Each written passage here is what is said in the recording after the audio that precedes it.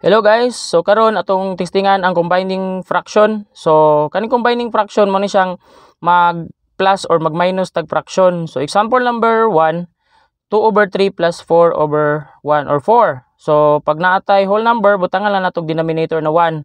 So para ma-plus nato ni sila, kailangan makuha nato ilang common denominator. So para makuha ang common denominator, kailangan i-multiply si 3 ug 1. So 3, then i-cross multiply. So murag gyapon ni siya og butterfly method. So 2 ug si 1 i-times 2 times 1, then plus kay plus man ang operation, then 3 times 4.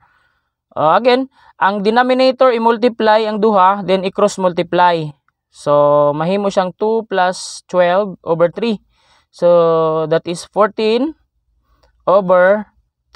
So pasabot 2/3 plus 4 equals 14/3. Okay, example number 2, 3/4 minus 1/3. Okay, so kailangan na to siya gamitan og cross multiplication. Pangitaon na to ilang LCD. Kailangan i-multiply si 4 ug si 3 para makuha ang ilahang the same or common denominator. Kaysa mag-combine man og fraction, dili pwede ang dili parehas og denominator. So kailangan parehas. So para ma-common ilang denominator, i-times si 4 ug si 3, then i-cross multiply si 3 times 3. The 9 minus, kay minus man ang operation, 4 times 1. So the result is 4. So mahimong 9 minus 4/12. So i-simplify lang. So anaon lang pag combine og fraction nga dili common ilang denominator. So that is 5/12. So that is the final answer. Pasabot, 3/4 minus 1/3 is equal to 5/12. Example number 3, we have 2/5 plus 3/2.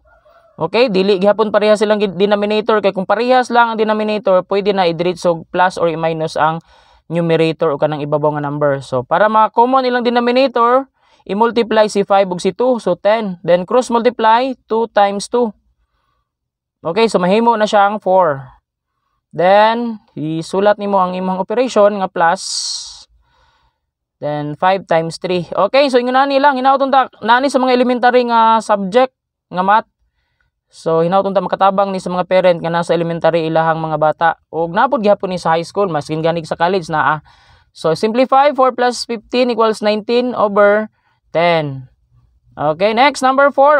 Walay denominator si 5. So pasabot, pwede nimo siya butangag denominator nga 1 or 5 or equal to 5/1. So pwede butangag denominator na 1. Ang purpose ana para makita nga nay denominator si 1, para makita nga nakay i-times sa 5 nga denominator pod sa ikaduha nga fraction.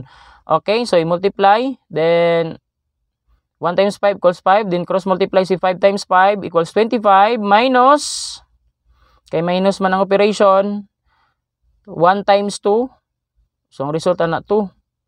Then 25 minus 2, okay, simplify lang. 25 minus 2 equals 23/5. Okay, daghang salamat sa sa pagsubaybay sa atong mga video, no.